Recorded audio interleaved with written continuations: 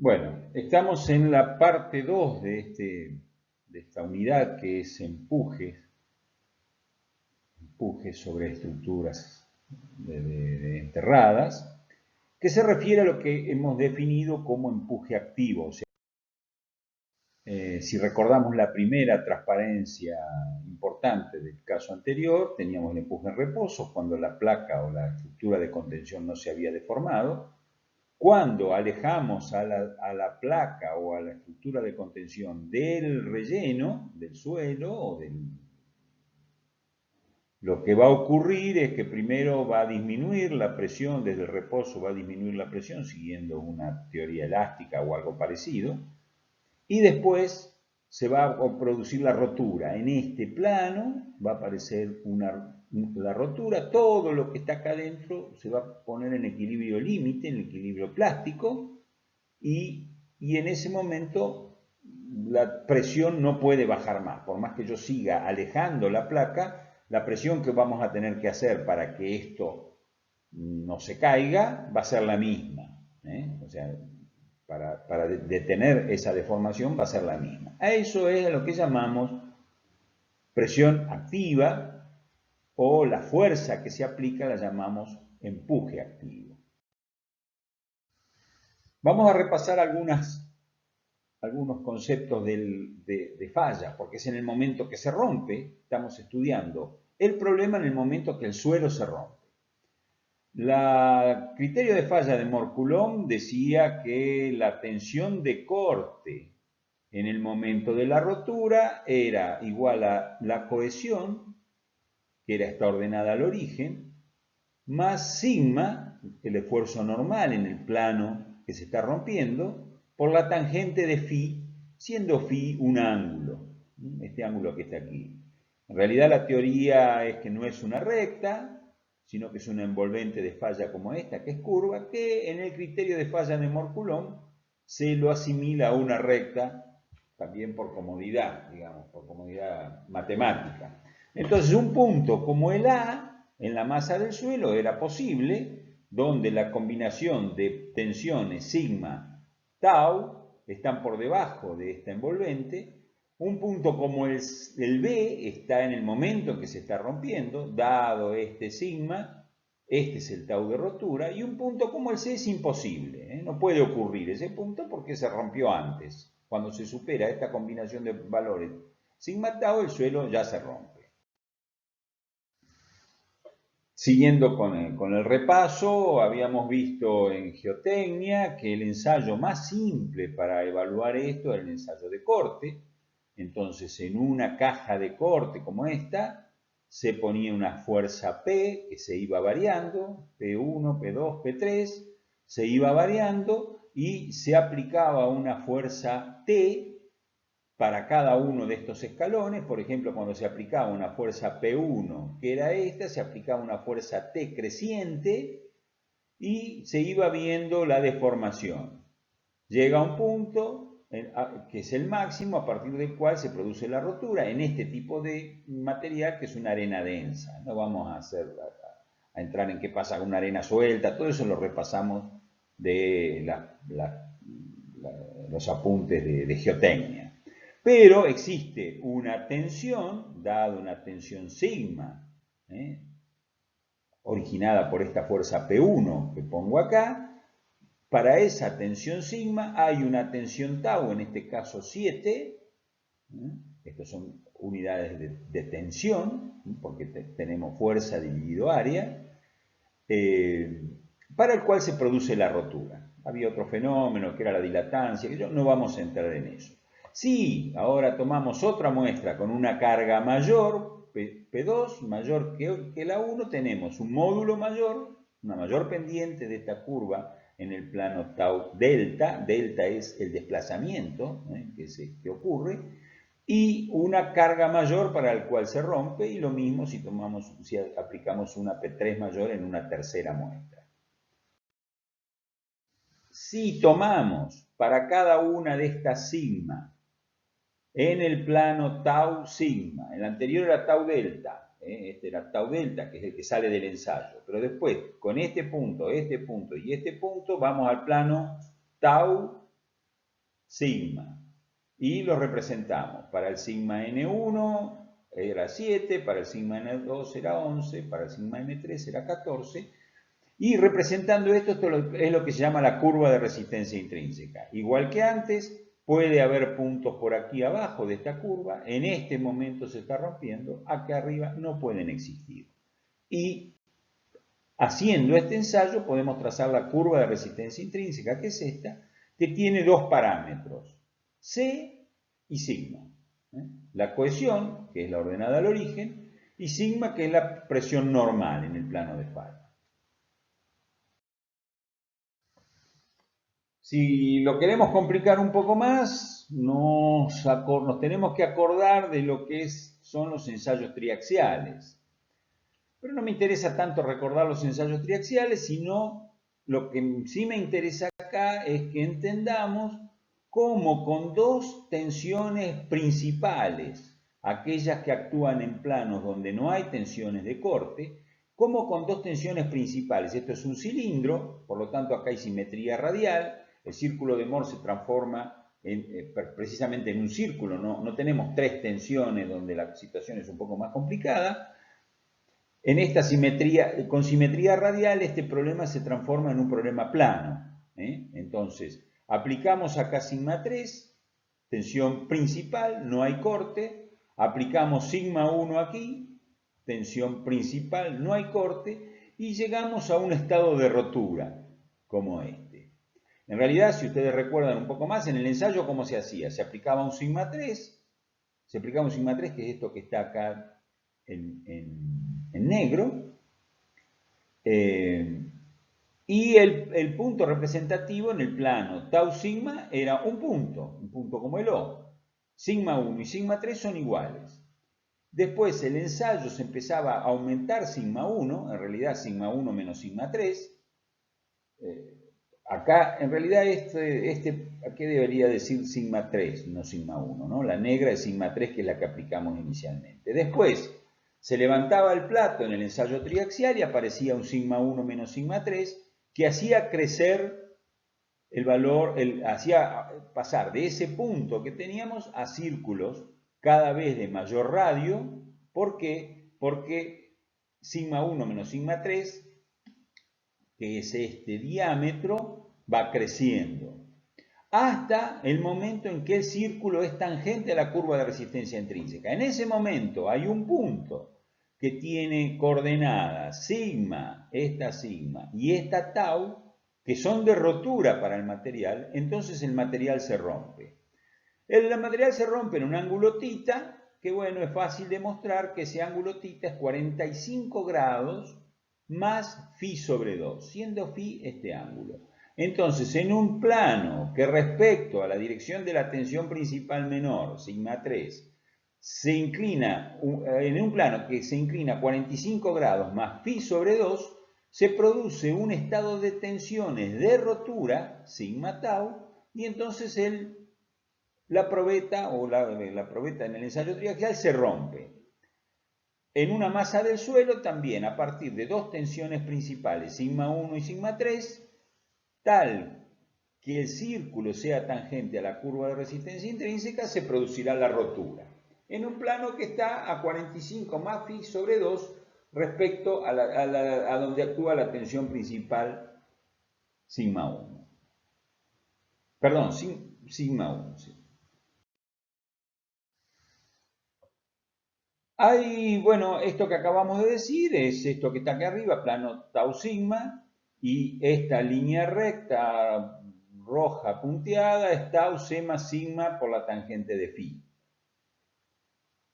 Dado un sigma 3, hay un solo sigma 1 que genera rotura. En todos los casos, dado este sigma 3, hay un valor de sigma 1 que genera rotura. Entonces, o sea que lo hace tangente a la curva de resistencia intrínseca. Eso es lo mismo de decir que hay una relación entre tau y sigma, igual que entre sigma 1 y sigma 3. Dado un sigma 3, hay un solo sigma 1 que genera rotura. Si graficamos esa relación en el plano sigma 1, sigma 3, es lo que se llama la curva de Renduli. Sigma 1 es igual a sigma 3 por Nφ más 2c por la raíz de Nφ, siendo Nφ la tangente cuadrado de 45 más φ. Bueno, la primera teoría que vamos a ver es la teoría de Rankine para calcular el empuje activo. Como verán, no es ninguna novedad. Rankine vivió entre 1820 y 1872. La teoría considera el estado de tensiones en el suelo en el momento de la rotura, el estado tensional. Es válida la teoría de resistencia al corte de Mohr-Coulomb, tau igual a c más sigma prima tangente de phi. El terreno natural es horizontal, el paramento interior del muro es vertical, entre el muro y el suelo no se desarrollan esfuerzos de corte, y el muro puede rotar con eje en su punto inferior, no se traslada sino que rota. Estas son las teorías que sustentan a las hipótesis que sustentan a la teoría de Rankine. Cuando esta placa está quieta y no se mueve en un suelo de 30 grados, el empuje es 0,5 de sigma b. Cuando dejamos que esto se mueva hacia afuera, la tensión acá es 0,3 de sigma b, no es 0,5, o sea, disminuye, pasa de 0,5 a 0,3. ¿Quién toma esa diferencia? La resistencia al corte que aparece aquí. ¿Está claro? Para que esta sea una tensión principal, la sigma h y la sigma b también una tensión principal, esto tiene que ser horizontal, esto tiene que ser vertical, y acá no tiene que haber roce. ¿Para qué? Para que las tensiones horizontales sigan siendo tensiones principales. Entonces, sigma, la tensión activa, está representada por esta ecuación. Veamos que cuando sigma b vale 0, o sea, cuando estamos arriba, la tensión es de tracción. Entonces, C raíz de Nφ de tracción. Y de nuevo, ¿no? Cuando es 30 grados pasa a 0,33 el valor de K, el valor del empuje.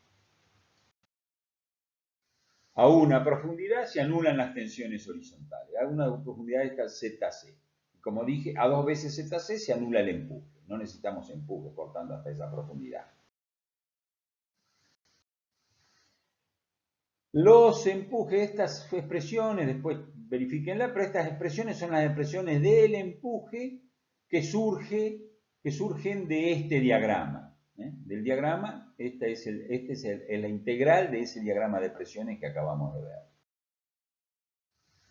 En realidad, lo que se suele hacer, este es el diagrama de presiones, lo que se suele hacer es decir, no, yo voy a despreciar las tensiones de tracción que se generan en el suelo. Entonces, si a mí el cálculo me da un diagrama como este, menos 2c raíz de K sub A, y acá, sigma b por K sub A menos 2c raíz de K sub A, tengo este diagrama, digo, bueno, esta es válida, y esto lo desprecio, entonces unimos con una recta entre este punto y este. ¿Qué sentido físico tiene? Ninguno. Es decir, voy a dimensionar mi muro considerando que el empuje es este triángulo. ¿Por qué? Y porque desprecio las tensiones de tracción. ¿Está bien? Bueno, es lo que se suele hacer. Ya les estoy diciendo que se suelen dimensionar los muros con los empujes activos, que es la menor esfuerzo con el cual lo podemos dimensionar.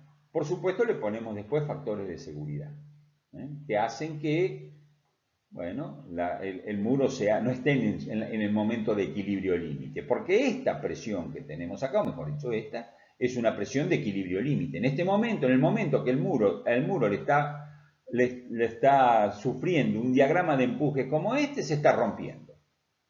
Entonces después tenemos que poner un coeficiente de seguridad. Y la primera hipótesis que hacemos es decir, bueno, desprecio este triángulo, tomo este punto, uno este con este, y este es un diagrama supuesto de presión activa. Esto suele hacerse en la práctica. ¿Tiene algún fundamento teórico? Diría que no.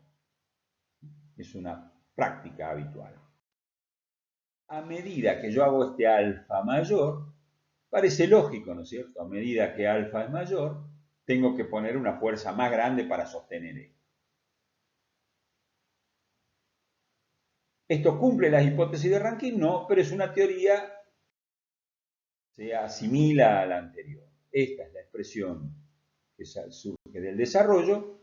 Y bueno, entonces aparece un caso A que no solamente es función de phi, sino que también es función de alfa.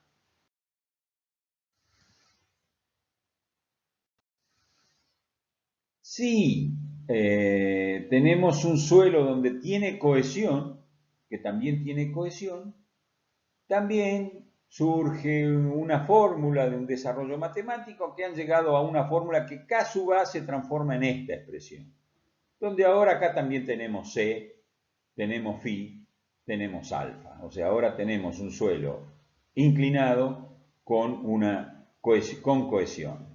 Y la profundidad ZC a la cual la presión se hará cero, tiene esta expresión, función de C, de gamma y de phi. Digamos, son fórmulas que existen, que podemos usarlas, que tienen un sustento similar al que tiene la teoría de Rankine. Bueno, ahora vamos a entrar en otra teoría, la teoría de Coulomb. Coulomb es más viejo todavía, 1736 a 1806, por eso digo, no estamos trayendo la nueva, la ciencia reciente.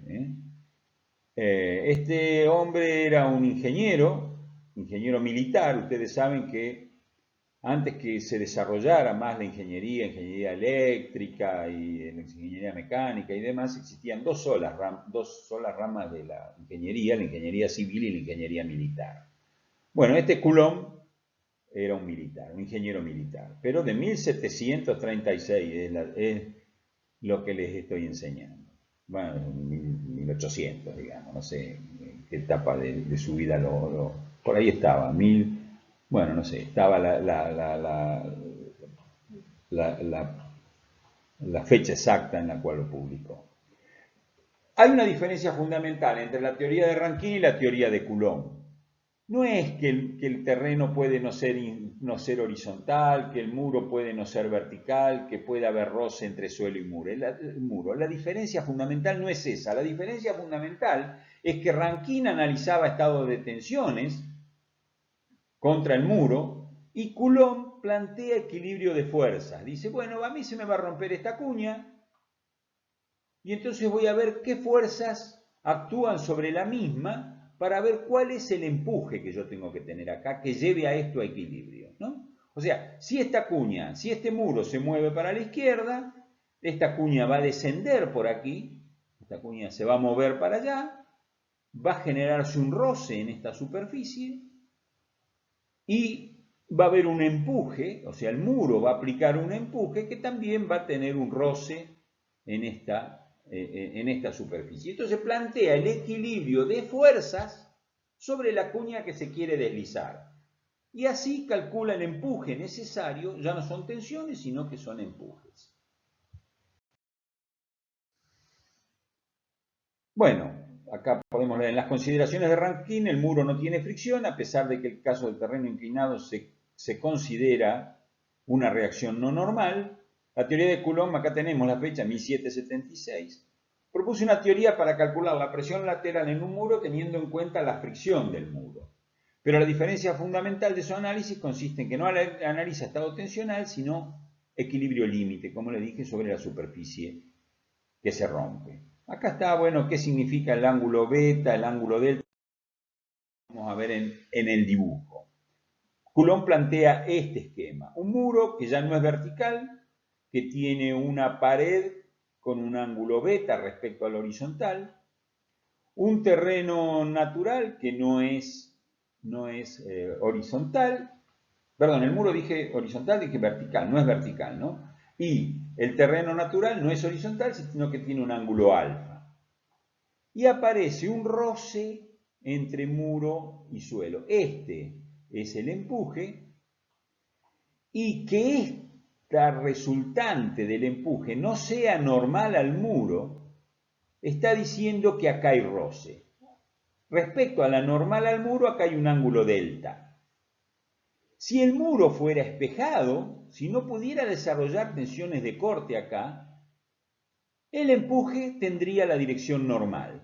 Está claro lo que pasa con el agua. Dijimos hace un rato, o dijimos en la transparencia anterior, el agua actúa siempre normalmente a la superficie donde está actuando, digamos. ¿Por qué? Porque no puede desarrollar resistencia al corte. Si la resultante del empuje se inclina a un ángulo delta respecto a la normal al muro, es porque acá se está desarrollando una tensión de corte. Ahora vamos a volver sobre este tema. Entonces, ¿qué hace Coulomb? Plantea una cuña de rotura, ve cuáles son las fuerzas que actúan sobre la misma y cuál es el empuje que cierra este polígono de fuerzas, hace que esto esté en equilibrio. Eso es lo que hace Coulomb. ¿Por qué en este dibujito está hecho para 3 cuñas? Porque tenemos que ver cuál es la cuña que necesita un mayor empuje. Y eso está graficado acá arriba. Vamos a ver cómo es ese equilibrio, pero una cuña como esta requiere un empuje como este. Lo que sale de este polígono lo pone acá. Una cuña como esta requiere un empuje como este. Y una cuña como esta requiere un empuje como este. ¿Cuál es la fuerza con la cual tengo que dimensionar mi muro? Esta. Porque si yo dimensiono un muro para tomar este esfuerzo, haré que esto no se pueda romper por acá, pero se va a poder romper por aquí, que necesita un esfuerzo mayor. Entonces, ¿qué hace Coulomb? Plantea distintas cuñas y busca cuál es la que requiere el mayor empuje para estar en equilibrio. Antes de volver a esta transparencia, vamos a recordar algo más de resistencia al corte. Lo que pasa en la superficie de rotura, tanto entre la cuña y el suelo que está, la cuña que se mueve con el suelo que está quieto, como entre la cuña que se mueve y el muro que está quieto, el muro que no se desplaza hacia afuera, pero no sube o baja, lo que ocurre allí es una cosa parecida a lo que ocurre en esta cajita. Esta ya la hemos visto muchas veces, ¿no? La hemos visto muchas veces. En un suelo que no tiene cohesión, por ejemplo, para entenderlo mejor, en un suelo donde no hay cohesión, esta cajita se va a mover, que tiene un peso W, que dividido el área me da una tensión sigma. Esta cajita se va a mover ¿en qué momento? En el momento que apliquemos una fuerza T, que dividido el área me da tau, tal que la resultante entre T y W forme un ángulo phi. ¿Eso por qué? Porque sabemos que por la ley de Coulomb, en el momento que esto se rompe, tau es sigma por la tangente de phi. T es W por la tangente de phi. La tangente de este ángulo está representada por este segmento, que es este otro. En el momento que este T sea sigma por la tangente de phi, genere una tensión tau tal que sea igual a sigma por la tangente de phi, esta cajita se va a empezar a mover. Esto lo conocemos de física 1. Si multiplicamos por el área, este sigma se transforma en W, tau se transforma en T, y de física 1 conocemos que algo se mueve cuando T es igual a mu por W. Mu, ¿qué era? Una constante de roce, era el parámetro de roce, el coeficiente de roce, que era constante para el material en el cual estábamos tratando. Este es un suelo, y también aquí mu es el coeficiente de roce. Pero resulta que este mu es lo mismo que la tangente de phi. T es W por la tangente de phi, T es W por la tangente de este ángulo. En ese momento esto se empieza a mover, en el momento que T supera la fuerza de roce. Esta mu es constante, como dije.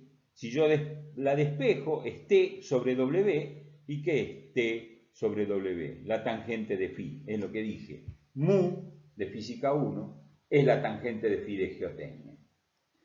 Pero acá hay algo más importante. En el momento de deslizar, en el momento que esto se está rompiendo, la fuerza, la resultante entre la tangencial y la normal se inclina a un ángulo phi respecto a la normal. Esto es lo que nos sirve para entender el problema de cómo resolvió Coulomb el problema de empuje. Si no entendemos esto, eso no lo vamos a entender nunca. O sea, en el momento que esta cajita desliza, la resultante entre la normal y la tangencial se inclina a un ángulo phi respecto a la normal a la superficie.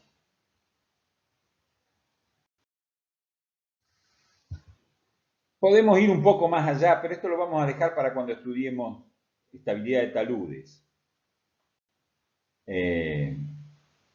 Si tenemos aplicada una fuerza menor que la que genera roce, que la que genera el deslizamiento, el cociente entre esa fuerza menor y la fuerza que podemos aplicar en el momento que esto se mueve es el factor de seguridad.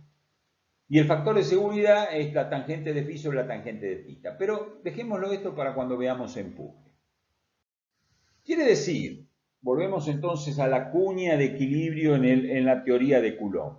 Vamos a analizar esta cuña, AC1B.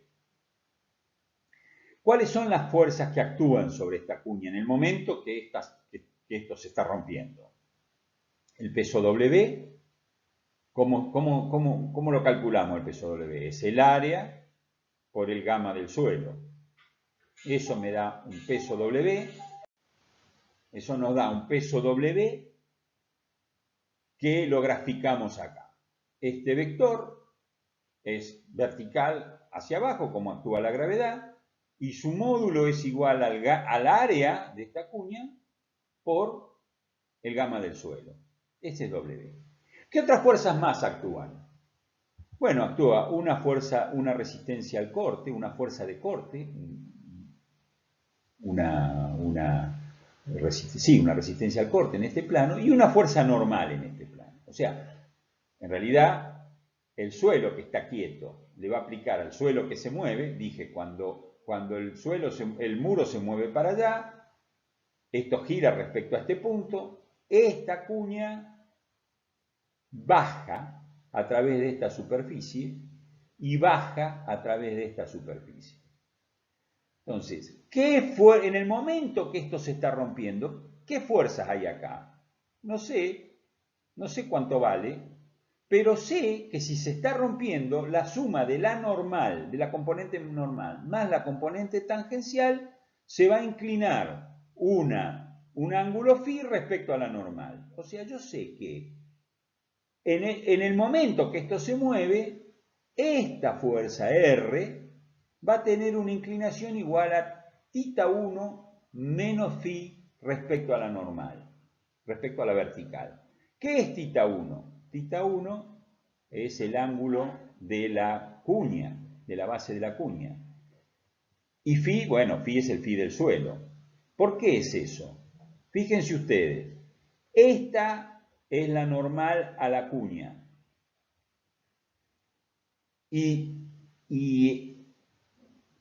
esta horizontal es la normal a la vertical. Por lo tanto, el ángulo entre la normal y la vertical, este ángulo que se formaría acá, es igual a este ángulo θ1. Entonces, si acá hago pasar una vertical, es normal a la horizontal. Y por acá tengo esta, que es normal a esta otra. Por lo tanto, este ángulo desde la normal hasta la vertical es igual a θ1. Y entre esa vertical y la resultante es θ1 menos phi. Es este ángulo que me queda aquí. Con respecto a la vertical, el ángulo de esta resultante va a ser θ1 menos phi. θ1 menos phi. Entonces ya tengo la dirección en la cual se va a desarrollar R. No sé cuánto vale, pero yo sé que si esto se está moviendo, por la cajita que se movía anteriormente. En el momento que se mueve, este ángulo es phi. Este ángulo que está acá es phi. Lo mismo pasa respecto al muro, al roce entre el muro y el suelo. Y acá hay otra historia. Acá nosotros lo llamamos delta. Y vamos a ver en los libros que dicen que delta es 2/3 de phi. Bueno, por ahora quedémonos con que delta es 2/3 de phi. Más adelante vamos a volver sobre este tema del roce entre muro y suelo.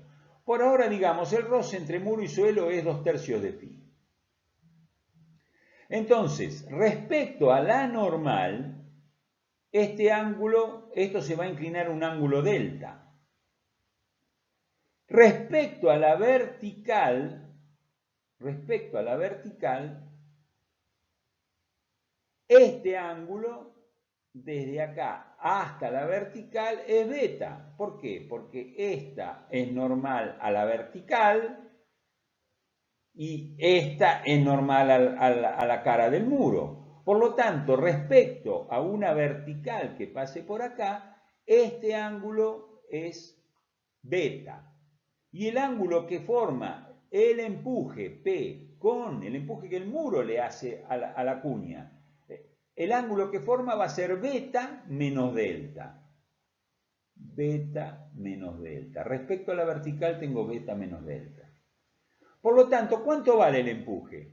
Muy fácil. Si recordamos en estática, ¿cómo equilibramos una fuerza con dos direcciones? Trazamos por la punta una paralela a la primera dirección, por la otra punta una paralela a la otra, y donde el polígono queda cerrado, las fuerzas estarán equilibradas. Bueno, alguien me va a decir, pero ¿puede no cumplirse? ¿Son concurrentes todas estas fuerzas? El diagrama acá ya vemos que no son concurrentes. Esta viene por acá y esta por acá. Quiere decir que esta cuña rota. Para que algo esté en equilibrio, ¿qué tiene que ver? ¿Qué tiene que pasar? La sumatoria de fuerzas según X tiene que ser igual a 0, en el plano, ¿no? La sumatoria de fuerzas según Y tiene que ser igual a 0 y la sumatoria de momento es igual a 0. Si las dos sumatorias de fuerzas son iguales a 0, el polígono es cerrado.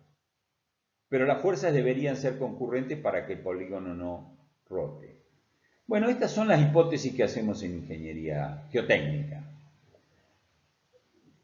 Ustedes van a ver en todos los libros, esto está planteado de esta manera y en ningún lado le dicen, pero acá no se cumple, o puede no cumplirse la ecuación de momento. Bueno, yo por lo menos se los digo. Es una hipótesis, es decir, si este polígono está cerrado, esta cuña va a estar en equilibrio. Y los momentos no me interesan. Son hipótesis que uno hace simplificativas. Vamos a recapitular entonces. ¿Qué dice Coulomb? Dice, esta cuña es estable cuando la suma de las fuerzas que actúan sobre ella generan un polígono cerrado. ¿Qué conocemos de este polígono? Conocemos el peso, que es la fuerza que tiene una dirección vertical. Conocemos la dirección de la resultante entre la normal y la tangencial, que el suelo que está quieto le aplica al suelo que se mueve, que se inclina un ángulo phi respecto a esta normal, o sea que se inclina θ1 menos phi respecto a la vertical, y conocemos la posición del empuje, que es lo que estamos buscando. Lo que queremos saber es con qué empuje tenemos que dimensionar este muro. Y el empuje también, por esta cuestión del roce, se va a inclinar un ángulo delta respecto a la normal, y si hacemos estas cuentas se va a inclinar un ángulo beta menos delta respecto a la vertical.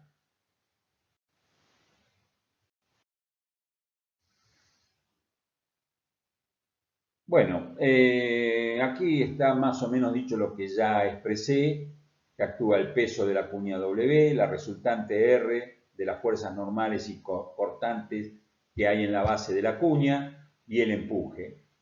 Y cerrando el polígono obtenemos la magnitud, digamos, de la fuerza del empuje activo, del empuje que tenemos que poner para que esta cuña sea estable. Obviamente, una vez que está resuelto el polígono de fuerzas, uno puede hacer sumatoria de fuerzas según X, según Y, haciendo todas las proyecciones, multiplicando por el seno, por el coseno, por lo que sea. Acá entran todos, ¿no? Entra phi, entra delta, entra beta, que es el ángulo que forma el muro con la vertical. Y sacando cuentas se llega a esta expresión, que es una expresión, un K sub A igual al K sub A que calculó Rankine. En este caso no tenemos cohesión, eso no se lo dije hasta ahora, pero en este caso, tal como está resuelto, este caso no tenemos cohesión. Y entonces el empuje, la expresión del empuje es esta que está aquí. Obviamente haciendo cuentas, ¿no? Se llega a esa expresión. Si beta es igual a 90, o sea el muro es vertical, alfa es igual a 0, o sea el terreno es horizontal, phi es 30 grados y delta, el roce es 0, K sub A es igual a 0,33, igual que Rankine. A medida que aumenta, bueno, podemos seguir aumentando phi, ¿se acuerdan? Aumentando phi, el empuje es menor. Eso pasa siempre, ¿no? Si aumenta phi, el suelo mejora, el suelo tiene más posibilidades de sostenerse. Entonces la fuerza que le tengo que poner para que se estabilice es menor. Y cuando phi es menor, el K sub A es mayor.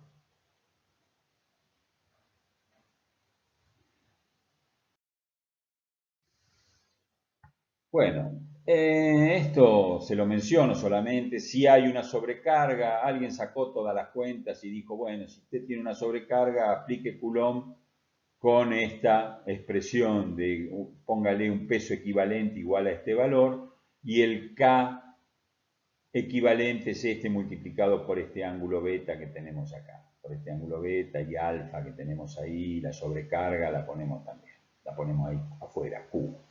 Bueno, estos son gente que se puso a